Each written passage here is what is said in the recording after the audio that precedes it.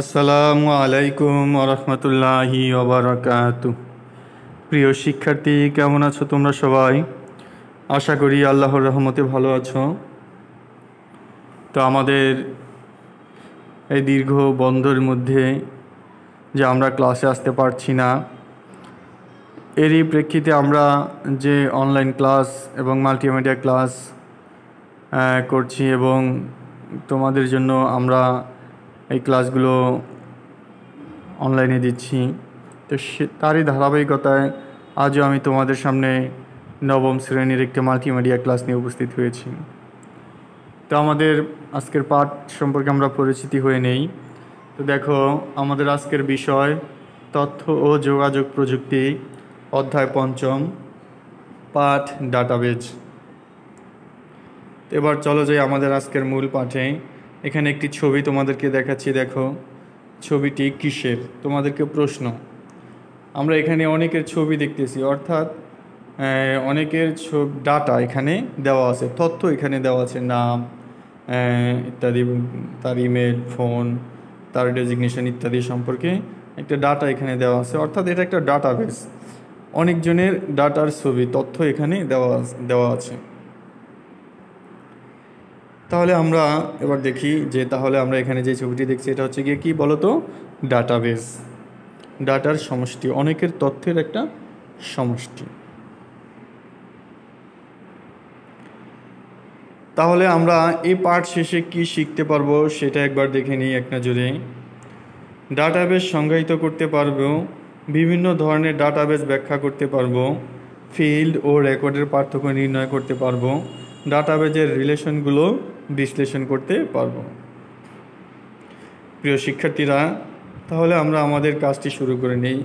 দেখো এখানে একটা যে ছবি চিত্র আমরা দেখছি, একটা স্কুলের একটা ছাত্রর ফর্ম, ভর্তি ফর্ম এখানে আমরা দেখছি। একটা ভর্তি ফর্মের ভিতরে অনেক ধরনের কি আছে? তথ্য দেওয়া আছে। তাহলে দেখো এখানে এই ফর্মটা এখানে দেওয়া আছে। তো আমরা কি করতে পারি?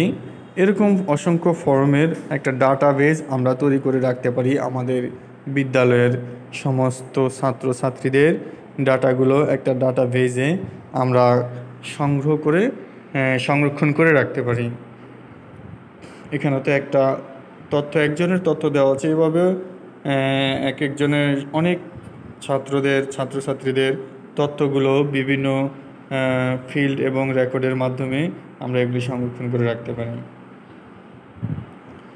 তাহলে তোমরা যে কাজটি করবে, যে ডাটাবেস কাকে বলে? প্রশ্ন। ডাটাবেস, এখানে আমরা যে চিত্রটি দেখছি, দেখো ডাটা টাইপ, কি ধরনের ডাটা, এখানে কি ধরনের ডাটা তথ্য থাকে, টেক্সট থাকে, অর্থাৎ যেখানে নাম টাম লেখা যায়, নাম্বার থাকে, মেমো থাকে, কারেন্সি থাকে, হাইপারলিঙ্ক থাকে। একটা ডাটাবেজ আমরা করতে গেলেই তথ্যের সাথে, যেমন দেখো এখানে আমরা এখানে একটা চিত্র দেখব, ফিল্ড, ক্রমিক নং, নাম, শ্রেণী, এভাবে আমরা একটা ফিল্ড তৈরি করব যেখানে কি কি থাকবে? ক্রমিক নং থাকবে, নাম থাকবে, শ্রেণী থাকবে, বিভাগ থাকবে। এই ফিল্ডের ভিতরে আমাদের এক একজন ছাত্রছাত্রীর এই ধরনের তথ্যগুলি আমাদের এখানে ইম্পোর্ট করা থাকবে, যেটাকে আমরা একসাথে বলতে পারি রেকর্ড। অর্থাৎ এগুলো আমরা রেকর্ড করে রাখবো এই ফিল্ডের ভিতরে।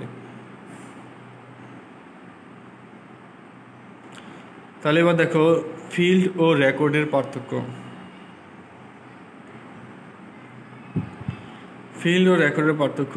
ফিল্ড কয়েকটি অক্ষর নিয়ে গঠিত হয় একটি ফিল্ড, আর রেকর্ড হচ্ছে পরস্পর সম্পর্কযুক্ত কয়েকটি ফিল্ড নিয়ে গঠিত হয় একটি রেকর্ড। ফিল্ড বলতে সাধারণত সুনির্দিষ্ট বৈশিষ্ট্য সম্পন্ন অবজেক্ট বা বস্তুকে বোঝায়, আর যে তথ্য দিয়ে কোনো একটি এন্টিটিগুলোকে উপস্থাপন করাকে বোঝায়। যেমন ধরো এই যে এখানে আমরা 1-to-1 একটা রিলেশন, একটা সম্পর্ক দেখতে পাচ্ছি, যে রোল মিল আছে, নাম, গ্রুপ মিল আছে। এভাবে আমরা একটা রেকর্ড অর্থাৎ ফিল করতে পারি শহরের মাধ্যমে। এবার দেখো একটা কাস্টম ফাইল, আমরা যখন একটা ফিল্ড বা ডাটা তৈরি করব, এখানে আমাদের কি কি থাকবে ওই রেকর্ডে? ID, name, city, phone. এভাবে একটা ফাইল আমরা তৈরি করতে পারি। আরেকটা ধরো সেলস ফাইল, সেখানে আমাদের রেকর্ড ডাটাগুলো কি কি থাকবে? আইডি থাকবে, প্রোডাক্ট নেম থাকবে, ডেট থাকবে, প্রাইস থাকবে। এইভাবে আমরা আমাদের এক একটা ফাইলকে তৈরি করতে পারি, বিভিন্ন রেকর্ড করতে পারি বিভিন্ন ফিল্ড দিয়ে, ফিল্ডের মাধ্যমে, যেটাকে বলা ওয়ান টু মেনি রিলেশন। দেখো চাইল্ড ফাইল, প্যারেন্ট ফাইল, এভাবে আমরা করতে পারি। বা শিশুদের যেমন ফাদার্স আইডি, তাদের নেম এবং তাদের জন্য একটা আইডি, এভাবে দিয়ে এভাবে রেকর্ড, বিভিন্ন রেকর্ডের মাধ্যমে আমরা একটা ফাইল এখানে তৈরি করতে পারি। এগুলোকে বলা হয় মেনি টু ওয়ান রিলেশন।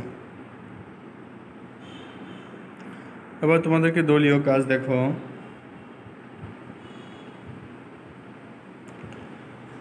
একটি দল দিলাম, দলটার নাম দিলাম পদ্মা, আরেকটি হচ্ছে মেঘনা। এভাবে দেখো ওয়ান টু ওয়ান রিলেশন সম্পর্কে ধারণা দাও। মেঘনা ওয়ান টু মেনি রিলেশন সম্পর্কে ধারণা দাও। যমুনা মেনি টু ওয়ান রিলেশন সম্পর্কে ধারণা দাও। অর্থাৎ যে জিনিসগুলি আমরা আলোচনা করেছিলাম। রিলেশন বর্ণনা এখানে ভালো মতো তোমরা বোঝার চেষ্টা করো, তোমাদের ক্ষেত্রে এখানে ডিটেলসভাবে দেওয়া হয়েছে। যদি কোনো ডাটাবেজের কোনো একটি ফাইলের রেকর্ড অপর একটি ফাইলের রেকর্ডের সাথে সম্পর্ক থাকে, সেটা হচ্ছে one two one relation. R one to many relation কোনটা? দেখো কোনো ডাটাবেজের কোনো একটি ফাইলের রেকর্ড অপর একাধিক ফাইলের রেকর্ডের সাথে কি থাকে?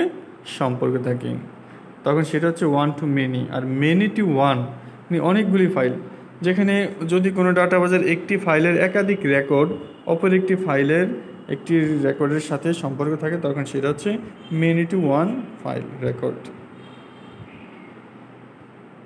এবার তোমাদেরকে প্রশ্ন,